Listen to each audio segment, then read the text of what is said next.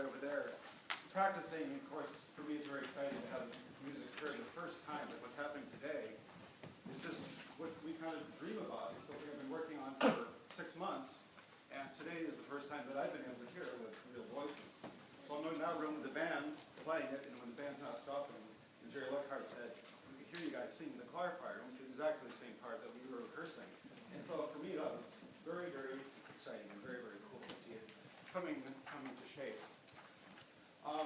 I do like to, it's really fun to talk, and it's one of the things you can talk a lot about. I could probably talk for 2 hours about the piece and how it's built and put together, but just for maybe 10 minutes, I do want to talk a little bit about like the process of composing and how it applied to this piece, because it can be very different depending on what type of piece you're writing for. As a composer, you always have to keep in mind what you're writing for and why you're writing and who you're writing. And this was a very, very unique scenario for me because I was given so much to start with. And for a composer, one of the hardest things to do is to come up with that germ of an idea. What am I going to write about? In this case, I had, of course, the beautiful poem that was written over 100 years ago. And there's so much of that poem that dictated every aspect of what I wrote. So there's so many collaborative elements to this piece of music. The second collaborative element is that Dick and Georgia had to have the kind of the foresight to say this piece of music would work really, really well for a finale for one of our music festivals, and I think they were really right. So they need to have a little round of applause for their insight.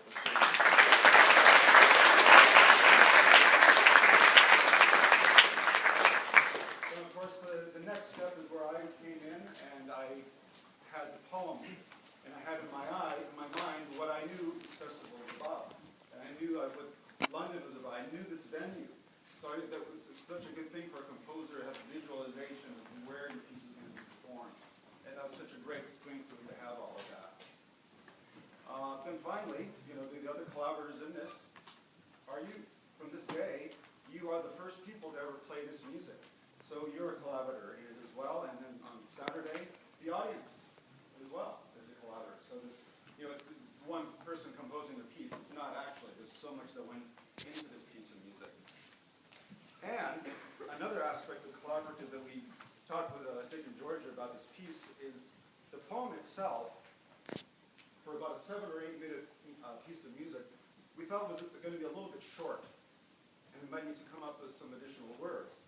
So we put out an email to all of your teachers and said, give us some ideas of what your impressions are as students, like a reflection of what it means to be at an Omni Music Festival, and put it in words. Read this poem, the arrow and the song, and what does it mean to you? What does it mean to be at an Omni Festival? And I want to share with you one student's reflection, and as I'm reading it, see if anything kind of sticks out in your mind as some of the words that are part of the middle section. Because the overall form of the piece is sung through. There's 3 stanzas of the poem. You got that part of it? The first stanza and the second stanza are very, very much related in terms of concept and idea, the speed of it, everything in my mind is related to those 2. But the third stanza is very, very different. And kind of the very, very pivotal point of the piece of music is if you go to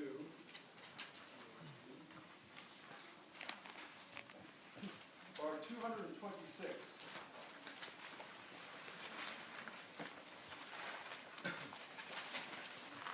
Found this song in the heart of a friend. And that's the last stanza of the poem. So for me, musically, I always knew that that was going to be a really, really important moment in the music for that reason. First of all, being the last poem of the last stanza of the poem, but the word friend. Dick and Georgia often talk about the word friend and the way it relates to ennui, because ennui means what in French? Right. So I really saw it as kind of a fun thing to say this is a really important part. And musically, when you're singing it, you might hear how so much of the poem kind of leads up, and the music leads up to that moment. But then after that point are some additional words that are not Henry Wadsworth Longfellow's words. They're additional words that I collected from some of my experiences, but also a student named Philippe Becker.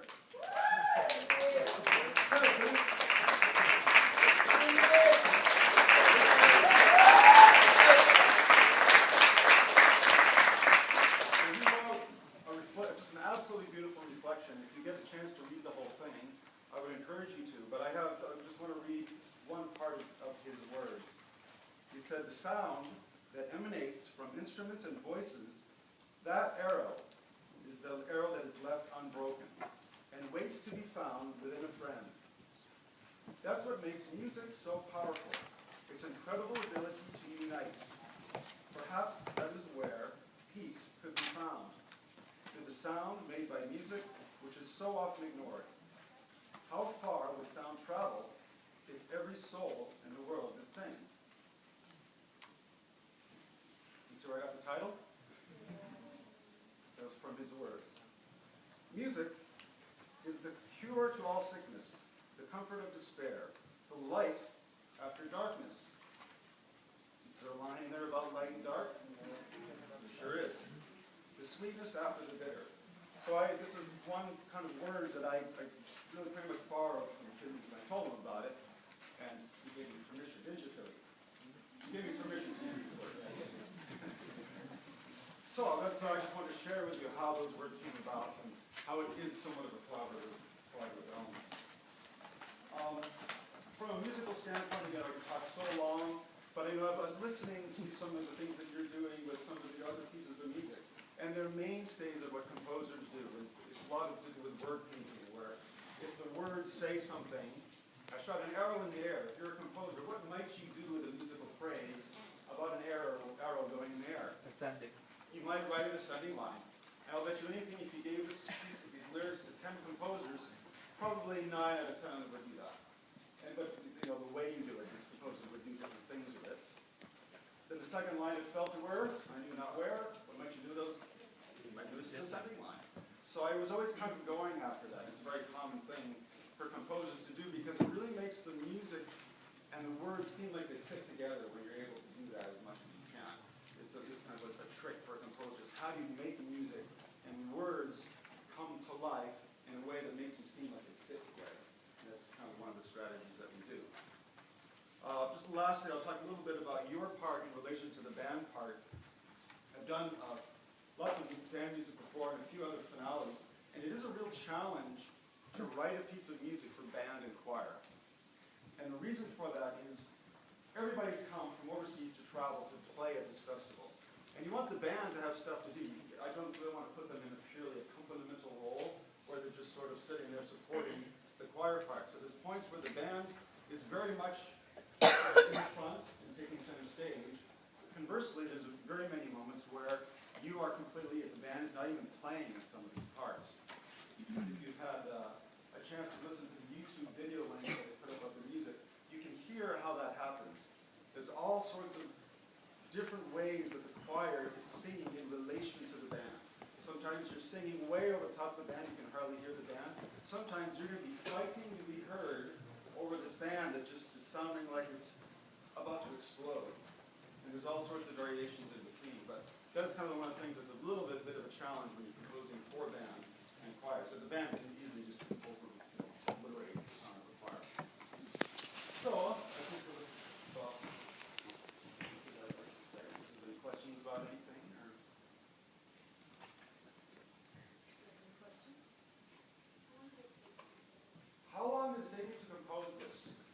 There's kind of different phases of composing. The first week, and I tend to do this if I have enough time, I simply lived with a poem. I didn't even write another music. Because I wanted to see how that poem kind of affected me and kind of made me think creatively. So for almost a week, I didn't even write a note. And then, once you, for me, that first germ of an idea that I was talking about, that almost takes 2 weeks to get the first little melody. And for this, it was a band part that I came up with, a little motive. I thought, I love that, I'm going to do that with the band. Then I came up with the first melody, da-da-da-dee-da-da-da-da. I came up with that.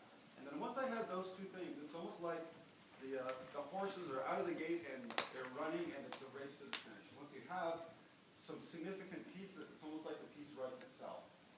So that was another probably 2 months.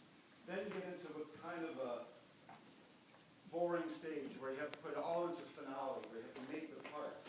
But that can kind of sometimes be interesting as well because you start to really see how your piece is put together and you see things that you maybe didn't even realize that you've done. And so you can do some kind of tweaking and the music can even change after that. So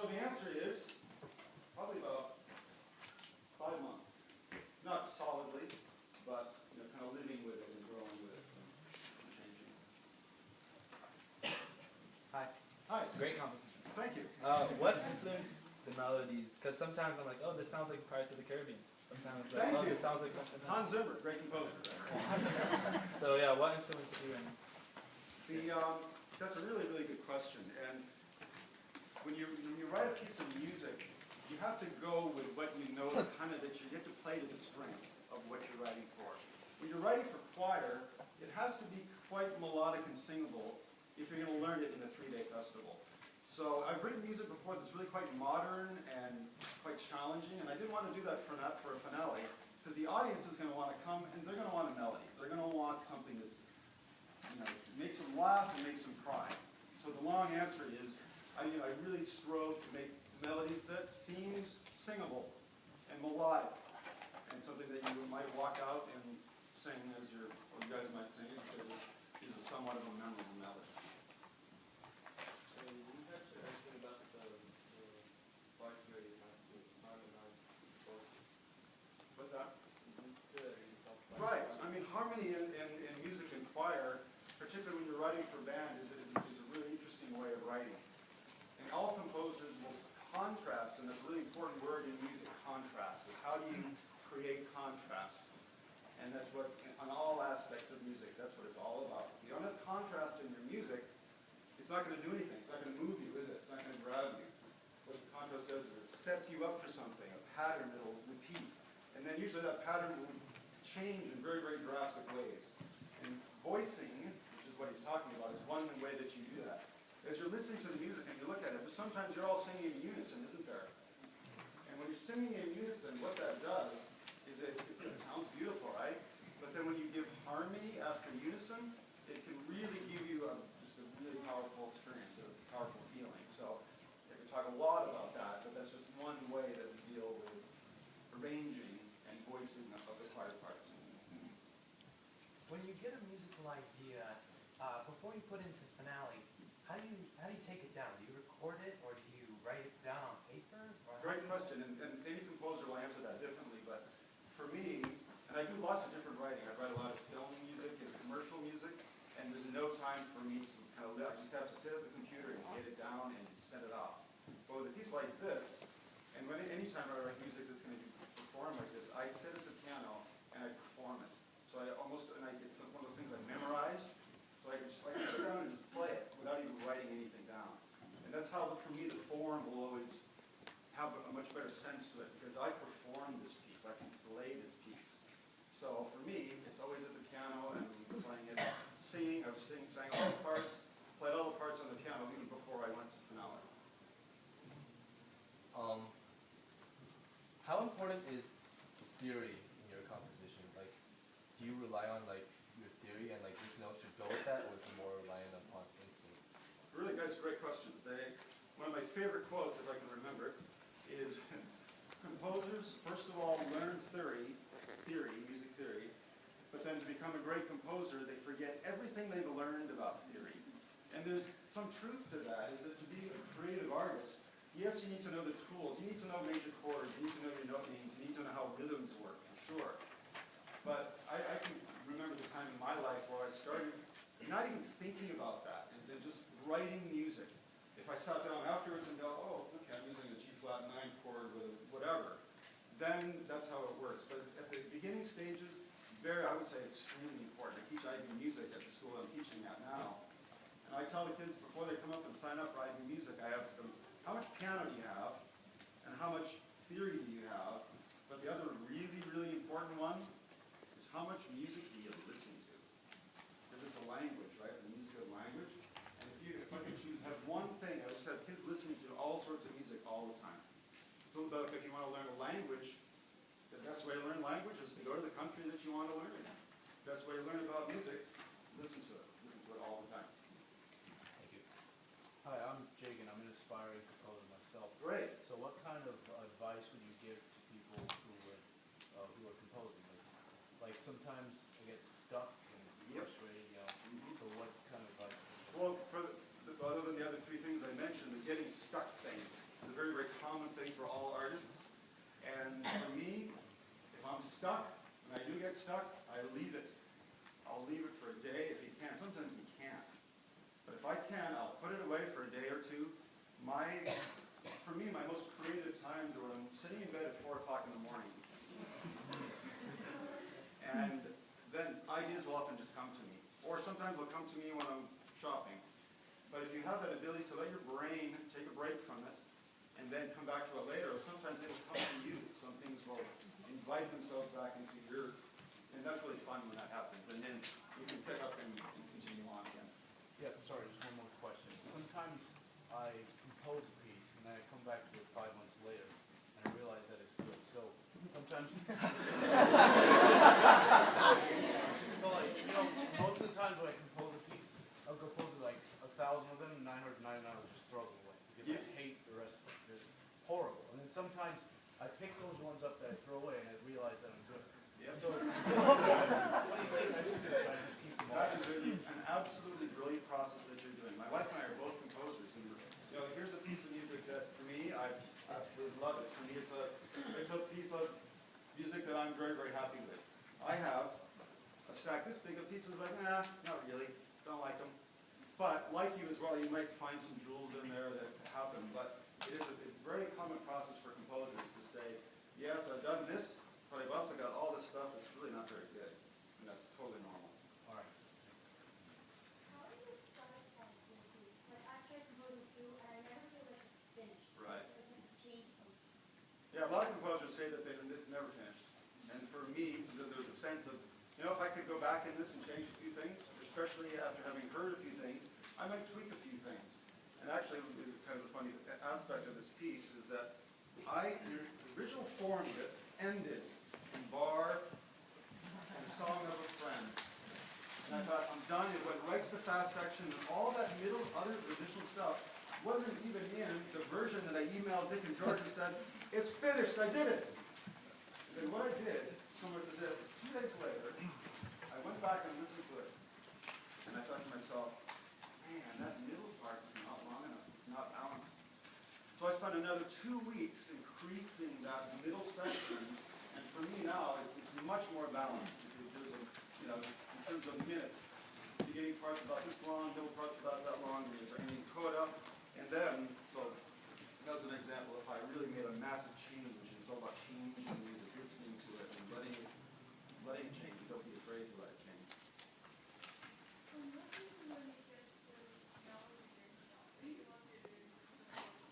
Yeah, actually, sometimes, yes, I do. Sometimes I'll run home. I don't usually do this a lot where you sing something into, because I can usually remember what it is. I'm quite visual sometimes when I compose.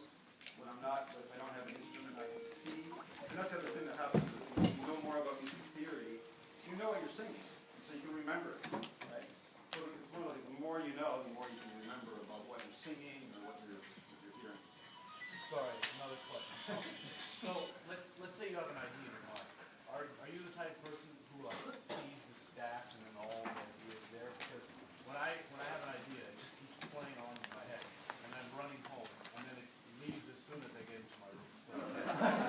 So, like, is it normal to just be auditory about composing it? No, you sound like somebody that to me that's, you know, composing is it's like life. It never ends about how you can get to be a composer. You sound to me like you're in one of these kind of more advanced stages where you're hearing stuff and then you're wanting to get to a piano. Life don't develop that until a little bit later, but sounds great to me. I know what I'm saying. It's great. You live it and you know, it's good. Do you ever compose just out of boredom? I mean, like, I don't play piano or I never compose, but like sometimes when I'm bored, I actually like, I write short stories. So like, would you compare that? When I was starting out, definitely, I wrote lots and lots of music when I was starting out. And that's how you have to learn. The only way to learn about composing is by doing it over and over and over multiple times. So I wrote lots of music that never got heard. And then for me, there was a point where you start doing commissions and you start doing music where people are hiring you to do it, and it changes a little bit. So I do some some playing. I'll often sit down and just play the piano and see what's coming out. Or if I've heard something, I'll go, oh, I do a lot of figuring out. If I hear a piece, I'll go, I love that. That's so cool. And then I'll go sit at the piano and try to figure out what that person was doing in their music. And then I can use that. You know, that's what a lot of composers do. It's Stravinsky that said that good composers will copy others. Great composers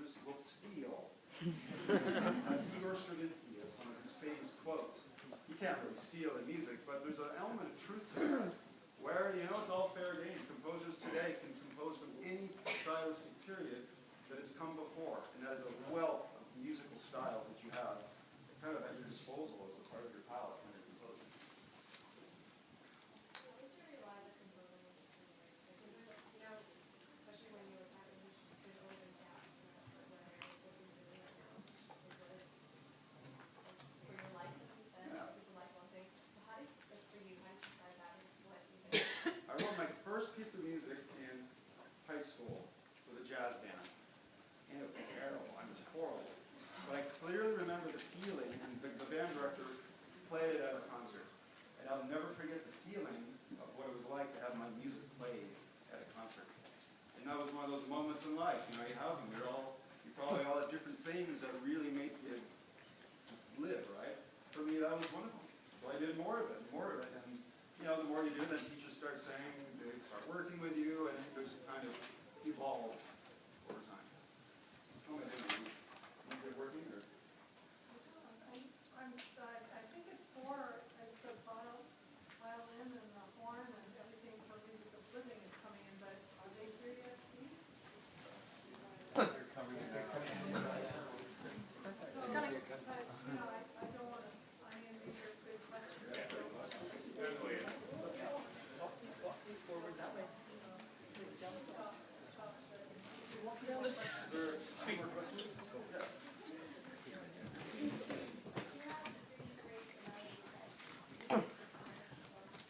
Like a composer have a signature sound. I don't know what that is, but I've had people tell me that something sounds very much like me. But composers today write so many different styles. It's not like Mozart, who had a style that just you could identify from a mile off. Good composers today have to compose in a lot of different styles, so I guess maybe no.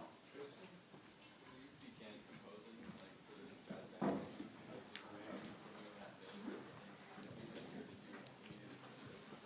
That was a piece for jazz band. So my next goal was to write a piece for band. It was to the teacher working with composition students. We'll try to get you to write a variety of music.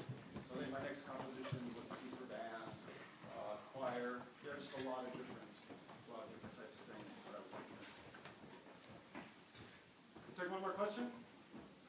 Hi, I'm Ryan. Hi. I'm not an inspiring composer. Good. But I actually have a question about the poem. Why this poem? Why the poem? Yeah.